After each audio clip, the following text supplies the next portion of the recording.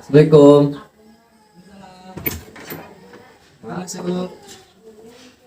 Silakan duduk.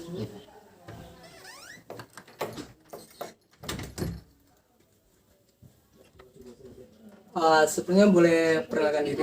Perkenalkan nama saya Devon, Pak. Devon. Sebelumnya Devon sudah kenal dengan Bapak? Belum, Pak. Belum. Baiklah, Bapak perkenalkan diri. Nama Bapak Fadil Syahbardani. Bisa dipanggil dengan Bapak Fadil. Apakah Devon mengerti? Itu, Pak. Devon sebelum sudah pernah melakukan konseling? Belum, Pak. Belum. Apa yang Devon ketahui tentang konseling? Yang saya ketahui adalah konseling adalah tempat untuk menceritakan semua masalah kita dan meminta cara untuk penyelesaian masalahnya, Pak. Oke, baik, itu sudah benar. Devon, Bapak tambahkan sedikit lagi. Apa itu konseling?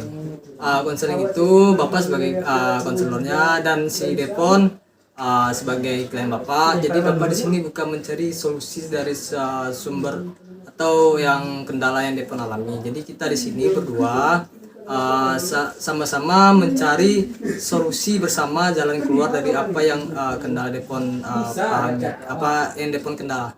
Pak Devon mengerti? Baiklah, Bapak di sini harapkan Devon terbuka dalam bercerita kepada Bapak dan Devon tidak usah takut bahwa kerahasiaan ini Bapak jamin hanya Tuhan yang tahu dan Bapak yang tahu. Apakah Devon paham? Kalau boleh tahu maksud Devon menemui Bapak apa itu? Saya ingin sedikit menceritakan tentang adik saya, Pak. Saya bingung bagaimana cara mengatasi kelakuan adik saya yang hari ini. Boleh diceritakan lebih lanjut? Begini, Pak, adik saya sekarang sudah pandai ngelawan kepada saya, Pak. Dan saya tidak tahu apa yang menyebabkan adik saya sudah pandai ngelawan kepada saya, Pak. Mungkin karena pengaruh lingkungan dan teman-temannya. Kau boleh tahu bagaimana bentuk perlawanan Devon itu? Jadi begini, Pak. Setiap kali saya berbicara tidak pernah didengarkannya, Pak. Dan pada saat saya menasihatinya, dia juga tidak pernah mendengarkan, Pak. Dia hanya diam saja dan langsung pergi ke dalam kamarnya, Pak. Sambil memati pintu kamarnya, Pak. Seperti bentuk dongkol kepada saya. Baik. Devon mulai melawan ketika dia naik kelas 6 SD. Sebelumnya, adakah suatu peristiwa atau kejadian yang menyebabkan dia melawan kepada Devon? Saya juga tidak tahu, Pak. Tapi menurut saya mungkin ketika saya tidak membolehkan dia keluar rumah dan bermain, Pak. Kalau boleh tahu kenapa Devon tidak memperbolehkan adik Devon keluar rumah? Adik saya ini tidak saya perbolehkan keluar karena takut dia terjerumus. Nantinya pas itu ketakutan saya karena lingkungan di tempat tinggal saya tidak baik, Pak. Banyak narkoba, apalagi dengan bebasnya pergaulan anak zaman sekarang ini, balapan liar dan semacamnya. Terkait permasalahan itu, apa Devon sudah pernah membicarakan kepada adik Devon? Sudah, Pak. Tapi dia tidak mendengarkan saya. Saya sudah capek untuk ngomong dengan dia. Lagian kecil saja saya berbicara dengan dia, Pak, tidak akan pernah didengar. Jadi bagaimanapun dia tetap bagaimanapun dia juga adik saya, Pak. Jadi saya harus memahami sikapnya. Tadi Devon mengatakan kalau Devon memaklumi sikap adik Devon, tapi seolah-olah tidak memaklumi. Bagaimanakah itu?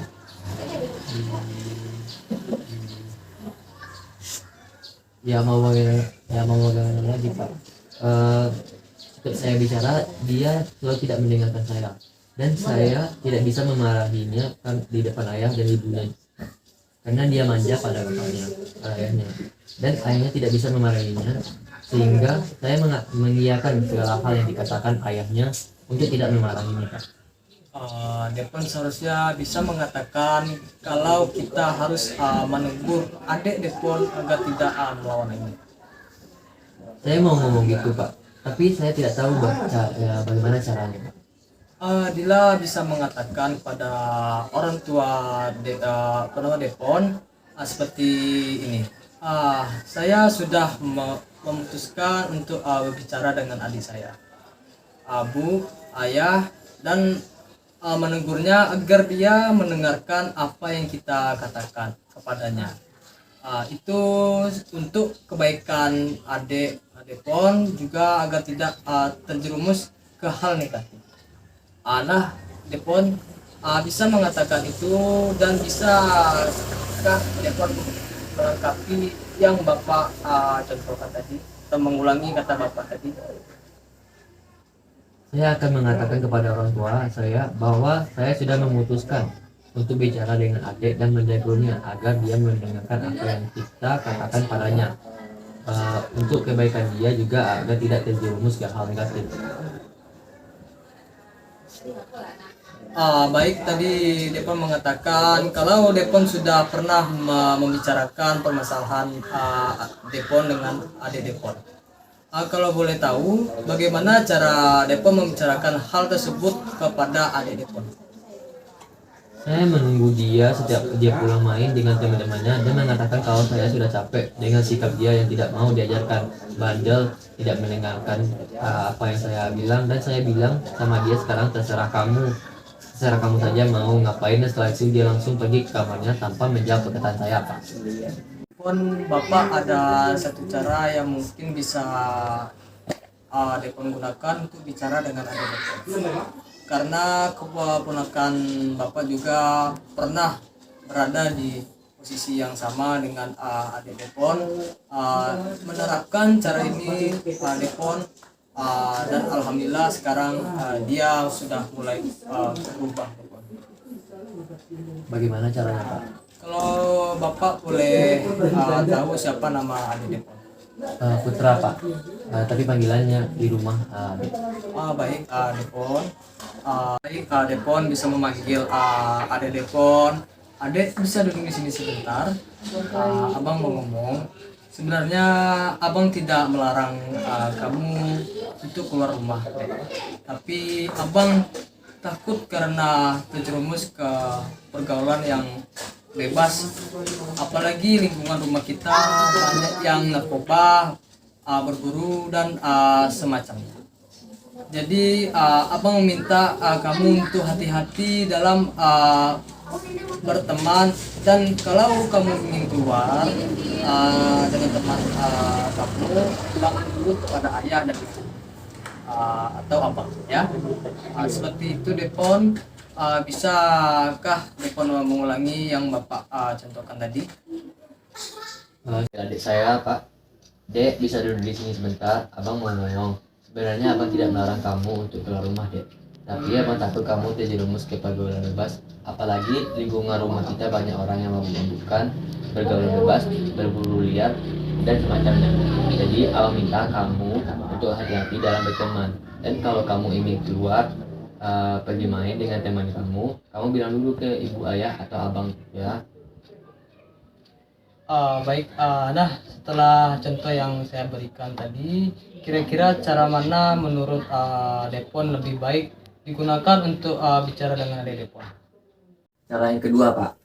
Baik, Depon bisa menerapkan cara itu kepada adik Depon, ya. Oke, Depon? Ya, Pak. Tapi adik saya ini keras kepala, Pak. Bagaimana kalau nanti dia tetap tidak mendengarkan saya, Pak, dan tetap melawan, Pak? Bapak punya suatu teknik yang bernama teknik kursi kosong, Depon. Teknik ini namanya teknik bangku kosong, di mana Depon bisa membayangkan adik Depon di kursi ini dan duduk di bangku kosong ini, dan menyampaikan semua yang Depon rasakan. Dan seandainya kalau ada Depon ada di bangku itu, apa yang akan dijawab oleh Depon terhadap apa yang Depon katakan kepada adik Depon, dan apa jawaban adik Depon terhadap pertanyaan Depon? Hanya duduk di kursi ini, Depon menjawab semua yang kira-kira adik Depon katakan kepada Depon.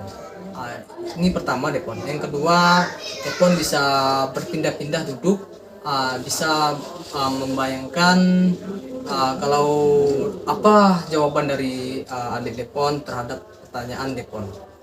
Depon mau memilih teknik yang pertama atau teknik yang kedua? Saya pilih cara yang pertama, Pak. Baik, apakah Depon siap untuk mencoba teknik ini? Siap, Pak. Baik, mari kita coba, ya, Depon. Pertama bisa hadapkan kursi depon bangku kosong ini. Silakan dihadapkan.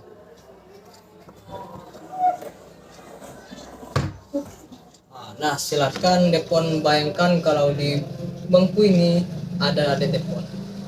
Serta apa yang depon rasakan silakan katakan, dan jawaban depon terhadap jawaban adik depon tersebut bisa silakan dimulai. Depon. Baik Pak, seperti yang Bapak contohkan tadi, saya akan memanggil adik saya. Dek, sini abang mau bicara. Sebenarnya abang tidak melarang kamu untuk pergi keluar rumah, tapi abang takut kamu terpengaruh hal yang negatif. Kamu ini ya susah sekali dibilangin sama ibu juga sama abang. Abang sudah berusaha loh bicara baik sama kamu, malah kamu bilang abang yang mengekang kamu. Lagian yang abang bilang ini untuk kebaikan kamu juga. Emang kamu mau ibu sama abang tidak memperhatikan kamu lagi? Ya sudah, kalau begitu terserah kamu saja, percuma ngomong sama kamu tidak mau diajar. Baik, bisa depon ulangi lagi dengan versi yang baru. Baik pak, sini abang mau bicara lagi. Abang tahu kamu merasa terkekang karena tidak abang diperbolehkan keluar rumah, tapi abang punya alasan kenapa abang begitu. Seperti yang kamu tahu, ibu, ayah, abang sayang sama kamu. Dan abang seperti ini karena abang hanya takut kamu terpengaruh oleh hal negatif. Seperti yang kamu tahu, di lingkungan kita banyak yang narkoba juga dan semacamnya. Baik, dari dua cara tersebut, yang mana menurut depon yang baik untuk bicarakan dengan adik depon?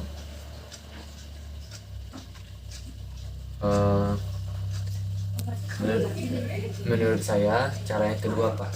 Kalau menurut bapak bagaimana? Apa cara yang kedua bisa Devon gunakan?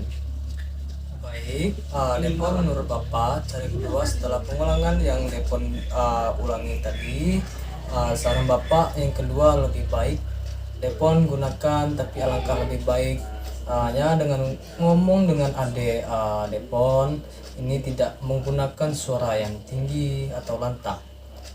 Bicara santai namun dengan jelas, lembut, agar dia merasakan bahwa tujuan baik depon, agar dia tahu bahwasanya itu semua untuk kasih sayang dengan kekhawatiran abangnya terhadap adiknya.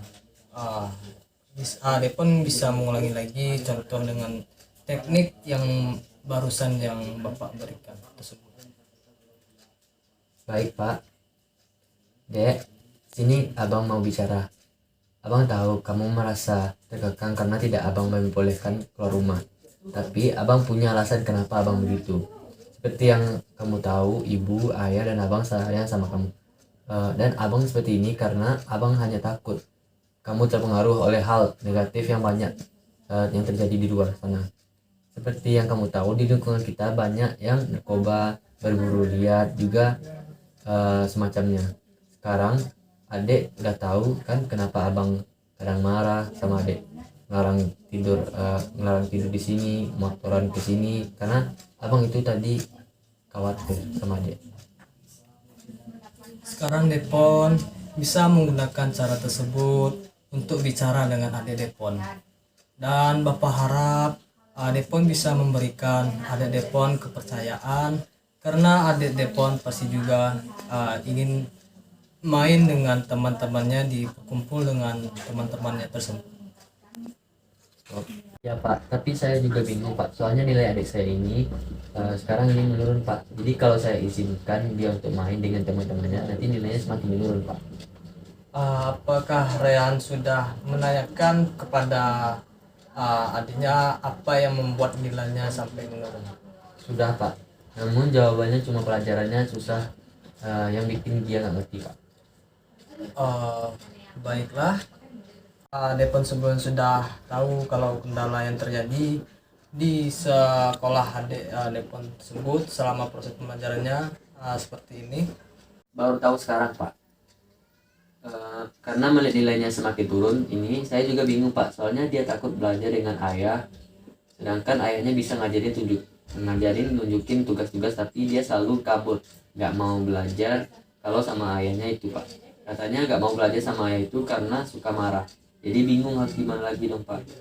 Uh, Pernahkah terpikir oleh Depon untuk memasukkan adik Depon les? Ada sih Pak, tapi bingung pilihannya mau masukin kemana. Kira-kira di mana tempat les yang bagus, yang menurut Bapak?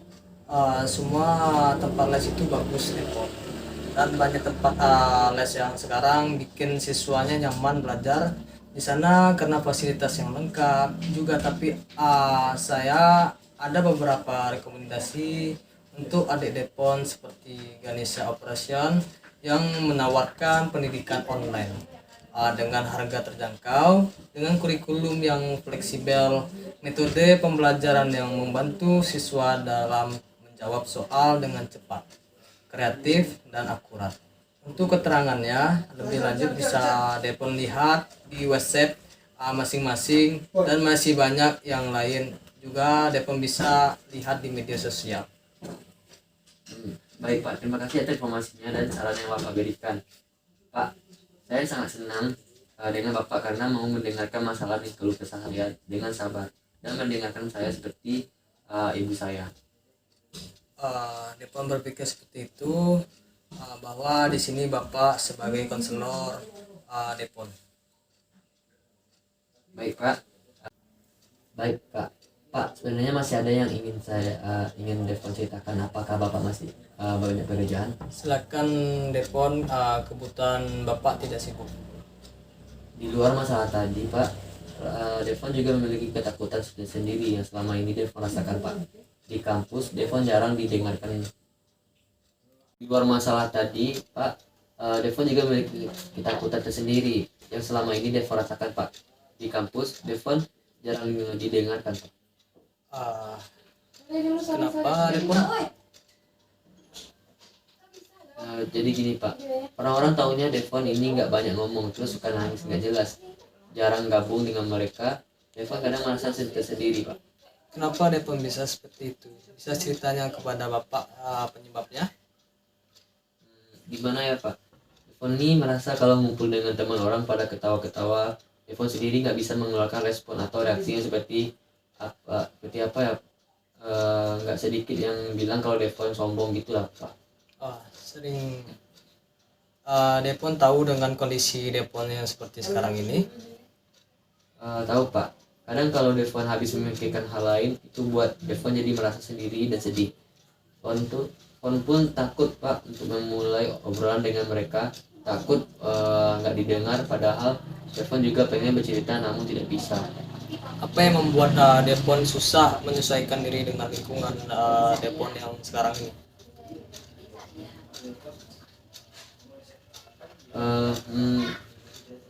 Jadi gini Pak, Pon minder dengan teman-teman Depon ini Pak. Depon minder dengan teman-teman Depon. Kalau Bapak boleh tahu apa yang membuat Depon minder? Gini Pak, melihat dari cara mereka belajar, terus fasilitas yang melengkapi, dan selalu dapat support dari keluarga dan lingkungan di sekitar, sehat, dan temanannya yang kaya Pak, yang buat Depon minder. Depon nggak bisa kayak mereka Pak. Kok Depon berpikir seperti itu? Kayak mana ya Pak? Rasa semangat Depon buat kuliah itu udah memudar Pak. Sejak kakek Pon meninggal, soalnya cuma kakek yang dukung apapun yang melakukan. Kakek jadi penyemangat Depon selama ini Pak. Mungkin karena dari kecil Depon banyak menghabiskan waktu dengannya. Tidak jarang juga Depon merasa sedih saat memikirkannya Pak. Jadi kalau Depon melihat teman-teman Depon yang datang ke kampus dengan tujuan dan semangatnya, tadi yang buat Depon mikir, kok mereka bisa ya? Kenapa Depon nggak bisa kayak mereka? Sedangkan Depon masih segitu-gitu aja, masih menyendiri. Oh, jadi gitu. Selalu Depon pikirkan di saat waktu duduk kalau ngumpul bersama teman-teman Depon. Iya Pak. Kalau Bapak boleh tahu kenapa sampai sekarang Depon sedih, masih suka menangis, dan Bapak lihat seperti orang ketekan? Kalau boleh Depon jujur Pak, Depon trauma setelah meninggalnya kakek Depon Pak. Devon sering kangen mikirin kakek, namun jika teringat oleh Devon saat melihat kejadian di mana setiap mendengar sirine ambulan yang lewat atau pokoknya bunyi sirine itu menjadi ketakutan terbesar yang Devon rasakan selama ini, Pak. Karena kesan pertama yang Devon lihat dan lihat ambulan membawa jenazah kakek ke rumah dengan bunyian itu, Pak. Sampai sekarang teringat jelas di telinga Devon, Pak. Jadi kalau Devon tiba-tiba sedih, nangis, takut karena mendengar itu tadi, Pak. Bapak tahu apa yang Devon rasakan. Iya Pak, itu tujuan Devon ingin mengungkapkan itu Pak, yang selama ini nggak bisa Devon ceritakan. Itu sudah bagus. Devon sudah bisa menyampaikan baik.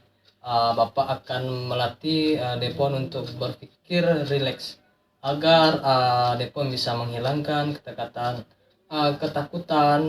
Devon terhadap suara sirine tadi.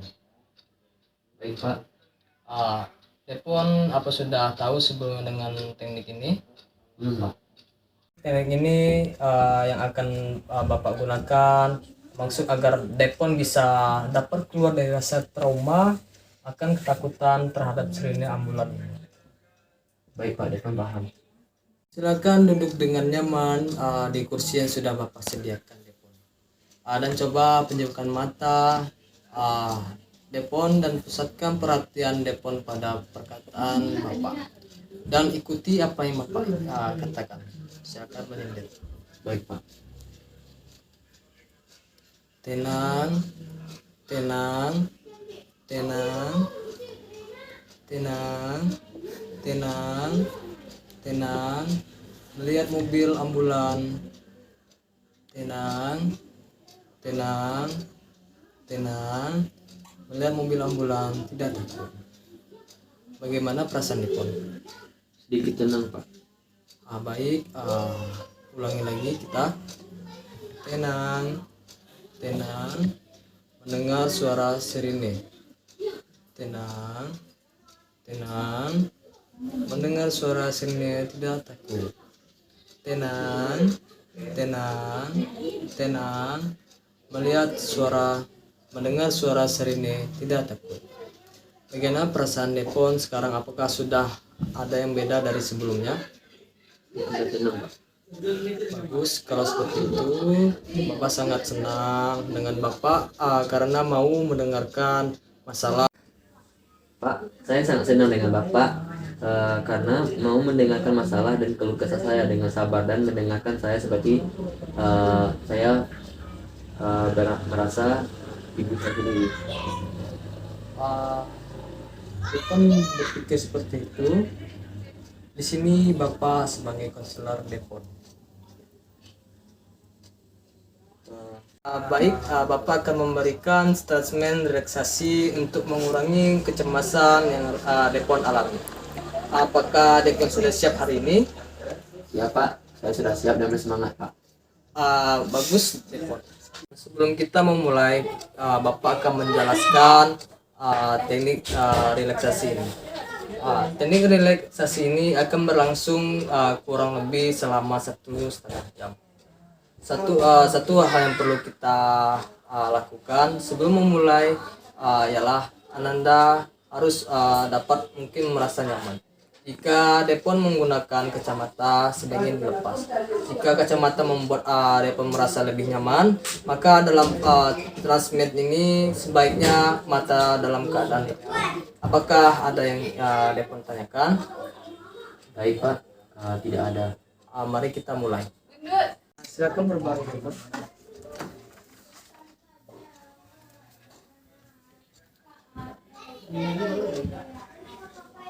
Berbaring terlentang dengan kedua kaki direnggangkan dalam jarak lebih kurang 30 cm.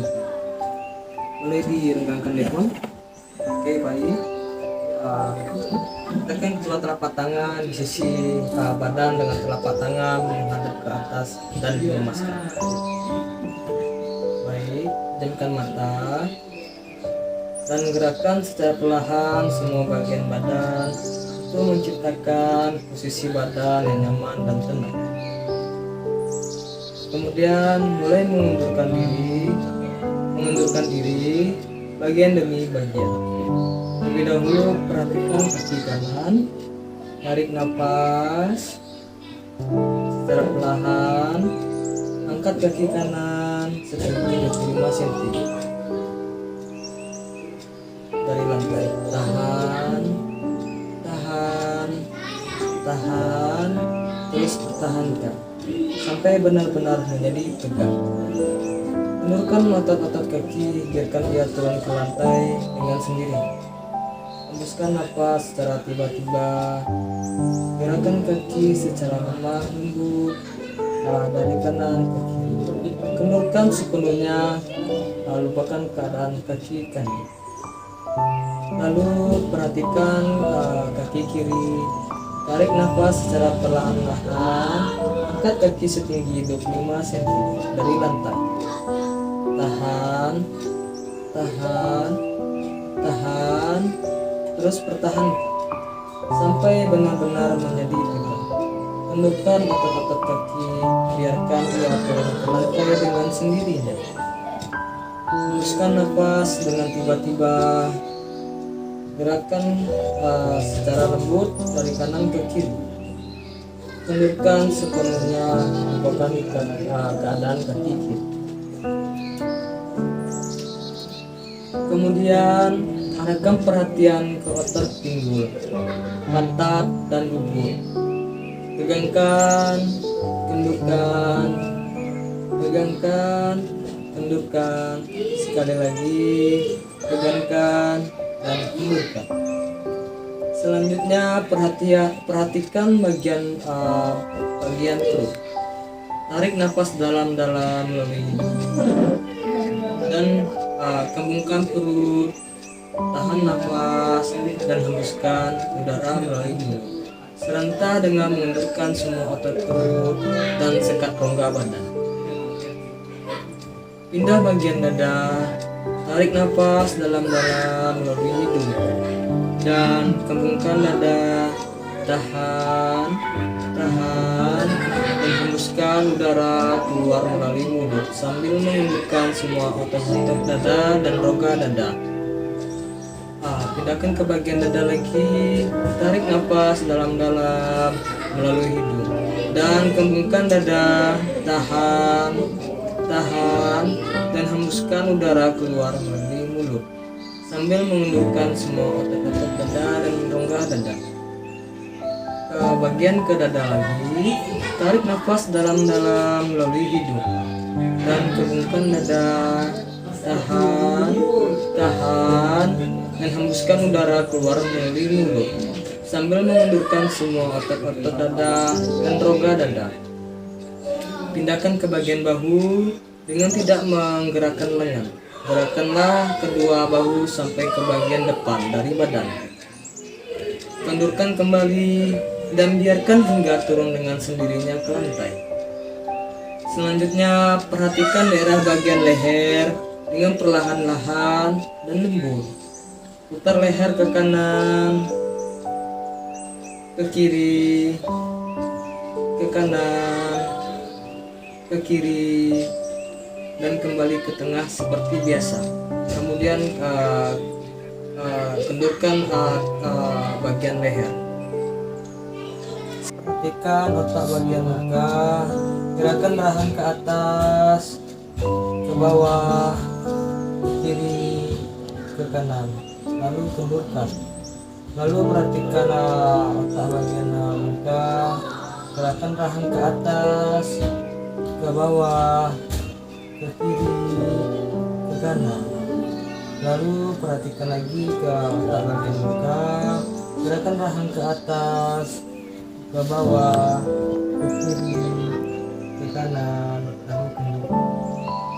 Sekarang Anda telah selesai mengendurkan semua otot-otot untuk meyakinkan apakah seluruh bagian badan Anda telah kendur.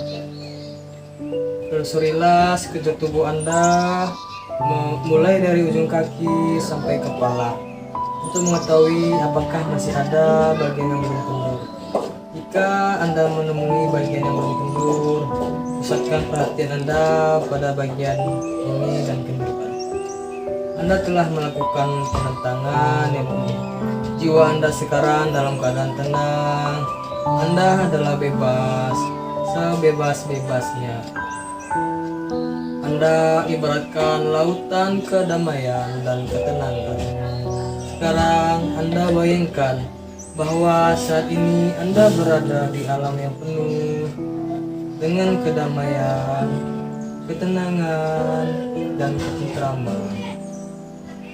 Indahnya kicauan burung yang merdu, percikan riak air yang senada, yang mengalir begitu tenang dan menyejukkan, serta embusan angin yang mendasarkan dedaunan yang berhembus sepoi-sepoi.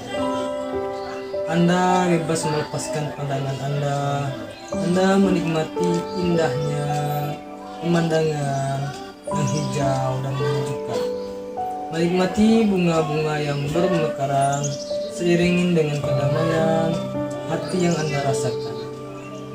Sekarang bayangkan Anda berjalan sesuka hati di alam yang Anda rasakan. Anda bebas, setiap langkah dan ayunan tanganmu selalu disambut dengan indahnya bunga yang berwarna-warni. Canda tawa kupu-kupu yang cantik berterbangan menemani Anda, membuat hati Anda begitu tentram, nyaman, dan penuh dengan kedamaian.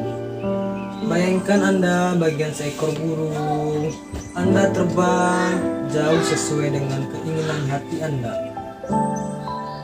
Anda bagian bersenandang bersama alam, menyanyikan nada-nada indah yang Anda sukai. Tiada suatu apapun yang menghalangi Anda.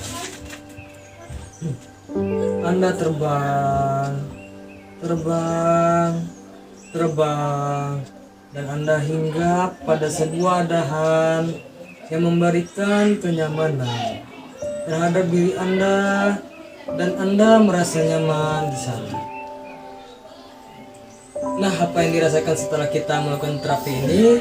Ini kalau boleh Bapak tahu bagaimana kesan dan apa yang Depon rasakan setelah kita melakukan terapi ini, dan kalau boleh Bapak tahu bagaimana kesan Anda terhadap melakukan teknik relaksasi ini? Saya benar-benar merasa rileks, Pak. Tapi kok terkesan bertele-tele. Maaf kalau saya salah. Kesanmu itu ada benarnya karena Ananda baru pertama kali melakukannya. Tetapi kalau Ananda sudah sering melaksanakan, maka Ananda akan merasakan terlalu singkat. Nah, apakah Ananda mengalami kesulitan pada bagian otot tertentu untuk merilekskan badan? Tidak juga, Pak. Jadi bagaimana rasanya dengan kecemasan dan stres yang kamu alami? Saya benar-benar merasakan kenyamanan dengan relaksi ini. Stres yang saya rasakan sudah mulai berkurang. Baguslah Depon, Anda telah memperoleh banyak kemajuan, tetapi relaksasi ini seperti keterampilan lainnya, memerlukan banyak latihan, jadi Depon harus banyak berlatih. Baik, Pak, nanti saya kabari ketika saya bisa berlatih lagi dengan Bapak. Itu konseling hari ini Anda sudah mulai merasa tenang ya. Kecemasan dan stres yang Anda rasakan sudah mulai berkurang. Ananda hanya perlu berlatih lagi dalam teknik relaksasi ini agar bisa mengikhlaskan kecemasan dan stres tersebut. Iya, Pak.